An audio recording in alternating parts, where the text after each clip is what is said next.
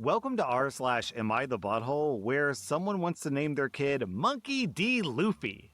Am I the butthole for telling my sister that her husband is right and her baby name idea is stupid? I'm a 24-year-old woman, and I have a twin sister, Maisie. Maisie is pregnant with her first kid, due in February, and the baby is going to be a boy. Last week, she opened up to me and said that she and her husband have been fighting over baby names, and she's sick of hearing about it, and she just wants to settle on a name that they both like. Maisie and her husband are both a bit geeky, not that there's anything wrong with that, and she told me she wants to name the baby Luffy, as in the character from One Piece. Her husband doesn't want this name and says the kid will be bullied. She asked for my honest opinion, and I told her the name is silly and her husband is right. I tried to say this gently, but really, how gently can you tell someone their idea is stupid? I suggested that she go back to the drawing board on that one, and maybe... sorry, this story's so stupid. And maybe look at the name of lesser-known anime characters if that's what she wants. Maisie got upset and said the name is cute, and we're both just being closed-minded. I told her she asked for my honest opinion, and she got it. She kept trying to convince me that it was a good name, and the conversation was becoming hysterical, and I told her it's a stupid name, end of discussion. She started crying and left, and since then, she's been giving me the cold shoulder. Our parents told me to just tell Maisie that I'm sorry because my words really upset her, and I should have been nicer about it. Well, technically, Luffy is that character's last name, so maybe she'd have more luck suggesting the character's first name, Monkey. Am I the butthole for informing a school that a family with students have moved out of the district so that I can make room for my child? My children and I moved to a new school district last year. Although we live very close to a great school, we were sent to attend another school in the district because the desired school was at capacity. I was informed right before the school year that my two kids were next to be enrolled. The housing issue has slowed movers down to a near halt, and we aren't really living in an area with frequent movers anyway. I found out that a family moved out of our district to a district with inner city schools, but they also told me that the students will still be attending our school. I don't know the family, but I don't blame them. The inner city schools are terrible and problematic at best. However, our district is not open enrollment, so they should no longer be attending our school. I called the principal and board of education to make a report on that family, and I was finally informed last week that my kids would be attending our local school, and I breathed a sigh of relief. My kids will start next week, and this will be a huge burden lifted for our household. The issue comes from the family that needs to pull their kids from the school. They found out that I made the call and told me that while what I was doing was best for my child, it was greatly harming all four of theirs. Apparently, one of their kids is autistic and was thriving at that school. Turns out, 3 of their kids attended the school that I wanted, but one of them attended a special school for autistic kids. They said that he was originally nonverbal, and now he's telling his mom, "I love you." I felt terrible when they said that, but also, I didn't make them move. They did that on their own. They've been telling people about it, and of course, they think that I'm heartless. Some have said that I'm a butthole, but I wanted to see if I mishandled it. So, am I the butthole here? OP, if you're in that school's district, then your taxes are funding that school. So that literally makes you entitled to sending your kids to that school. It's literally not how our legal system works. If you live in Virginia, you don't pay taxes and get public benefits from Maryland. It's just not how it works, man. And you're right. You didn't make the other family move, so if the other family really wanted to stay in that school, then they should have stayed in the district. Simple as that. And people are calling you heartless? So what are you supposed to do? Send your kids to the inner city school that sucks, even though you're paying taxes for the school in the district that you live in? This makes no sense. All these people who are calling you buttholes, if they're really so hurt about it, then they can pull out their kids of that school so that the other family's kids can go back into that school. OP, I'm giving you 0 out of 5 buttholes. I'm also giving the other family 0 out of 5 buttholes as well, because obviously they want what's best for their kids too. It is kind of a douchey move that they're tattling on you, but I can understand their frustration. So I think I'm giving everyone here 0 out of 5 buttholes, just because everyone's looking out for the best interests of their kids. Am I the butthole for not moving from a spot that someone wanted to propose on? One of my hobbies is to go hiking and eat a very large meal while sitting down. Basically a picnic for myself. I bring a blanket and anything else I might need for an hour-long experience. This past Monday, I was up in a new area that I'd never been to. I brought my large meal with me and set up on a very gorgeous area with a great view of the lake. I was about 5 minutes into my ritual when this guy with a camera comes and tells me that a couple was coming up to do a proposal on this very spot and asked me to move. I told him no, that I barely got set up and I was in the middle of my meal. He gets annoyed and just asks me again, but I tell him no. A few minutes later, the photographer returns with the guy who was going to propose. The guy who was going to propose asked me this time, and I just tell him no, that he can wait. He asks me, "What the F is wrong with you?" And I just tell him that I'm eating my meal. He starts telling me to GTFO, but I put on my headphones and just continue eating. After a while, he leaves me alone. After I felt satisfied from the meal, I packed up and was heading down. The 3 people were waiting at another spot, and the men pointed me out, and the lady starts yelling at me that I ruined her day and the proposal happened elsewhere instead of the spot that I was in. I just smiled, said, "Congrats on your proposal," and kept walking. When I got back home, I told my boyfriend about it, and he straight up said that that was a butthole thing to do.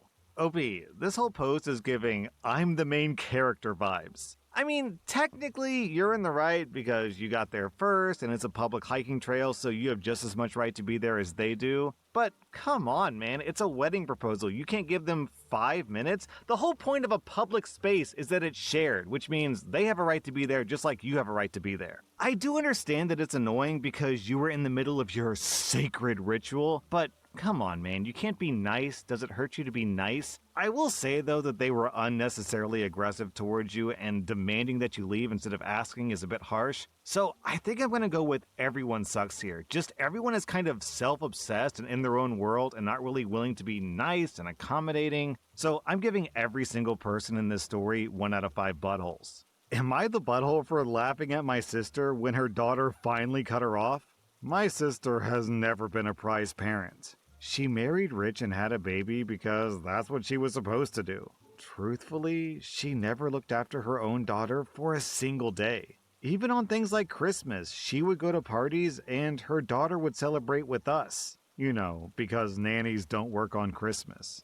We all knew that her daughter wouldn't have any semblance of a relationship with her. As the kid got older, my sister would talk to her, but it was never about things that she liked. Or, like, my sister would book a trip to Disney for her kid's birthday, but my niece has been terrified of theme parks since she was small. My niece just turned 18. She got her inheritance money from her grandpa and is set to start college this year. My dad drove her up to her college dorm a couple of days ago, actually. She's doing well. As soon as she got there, she sent her parents a text telling them that she was cutting them off and to no longer contact them. No one's surprised, not even her dad. No one besides my sister, apparently. She's been complaining since it happened. She's incredibly upset, but we tried to warn her. If you don't start bonding with her, she won't care about you. When she finally approached me and explained her feelings and how she just doesn't understand what happened, I laughed at her. I told her that we all warned her and that I, in fact, am incredibly happy for my niece. She went and complained to our mom, who's potentially the only one on her side. She called me immature and said that it was the wrong thing to do, and I need to apologize on all that. I haven't, but I probably will. I thought that I'd come and post it to Reddit just to see the general public's idea. What's the point in living if you can't make at least one Am I the Butthole post, right?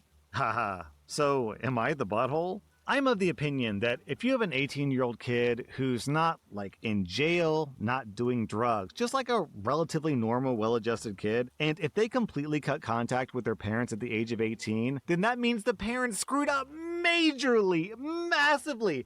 It is so easy to earn the affection of your kids. They are literally hardwired. The deepest part of a child's soul desperately craves the love and affection and respect of their parents. So if you give them just a little bit of attention, a little bit of love, then they will forever love you. If you give them a lot of love, then they will also forever love you, but even more. It takes constant, extreme levels of neglect or abuse to create an 18-year-old who immediately cuts you off the second she leaves the house. And what makes it worse is she had constant warnings. All of her friends and family were like, you know, your daughter's going to cut you off if you're not careful. And she's like, oh, it's fine. I'm sure my daughter will be perfectly fine going to Christmas by herself while I go to a party. What actual scum. OP, I'm giving you 0 out of 5 buttholes. You should have laughed because she deserves to be laughed at. I'm giving your sister 4 out of 5 buttholes. Neglect is a form of child abuse. Am I the butthole for embarrassing someone by pretending to be Japanese?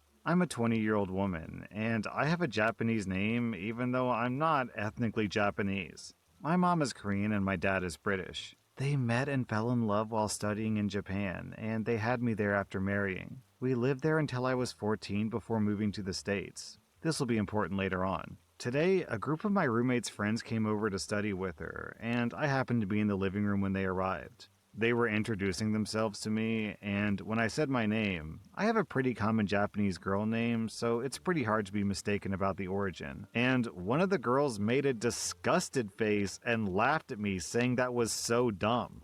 She said that she was Japanese American, and I was culturally appropriating her country as a white person. What? I tried to explain that I lived in Japan for a while, and that was why, but she kept insisting I was lying, and that if I was telling the truth, I should be able to speak the language. Since she put it like that, I started talking to her in Japanese. Basically, I explained that I lived there and asked which prefecture her parents were from. She ends up stuttering through a sentence in an awkward manner before leaving in a huff. Later, my roommate told me I embarrassed her by pretending to be more Japanese than an actual Japanese person and appropriating the culture, and her friend expected an apology. My roommate doesn't think I did anything wrong, but now I feel bad. Okay, hold on. Your parents gave you a name. That's completely out of your control. You didn't say, hey, name me Kiriko or whatever. They chose to name you that, and then your very first introduction to this person is they give you a disgusted face and accuse you of cultural appropriation. It's like, lady, I didn't choose this name, they did. What do you want me to do? Also, how is she going to call you a white person if you're half British, half Korean? Wouldn't you obviously be mixed race? You know, honestly, this kind of leads to a weird thought experiment. Who's more Japanese? A full-blooded Japanese person who has a Japanese father, Japanese mother, but was born and grew up in America and doesn't spend time in Japan and doesn't speak Japanese, or a non-genetic Japanese person who was literally born there, who was an actual Japanese citizen and knows the language and was immersed in the culture. I think, personally, I think I'd go with OP. I think I'd say that OP is more Japanese than the blooded Japanese person. I'm kind of curious what people think about this. Do you guys agree? Who's the more Japanese person here? In any event, even if OP is 0% Japanese, which I don't buy since she was literally born in Japan and grew up there and speaks the language and knows the culture, OP is still not the butthole because what did she do? Use the name that her parents gave her? This other person is a tool bag. What's the Japanese word for tool bag?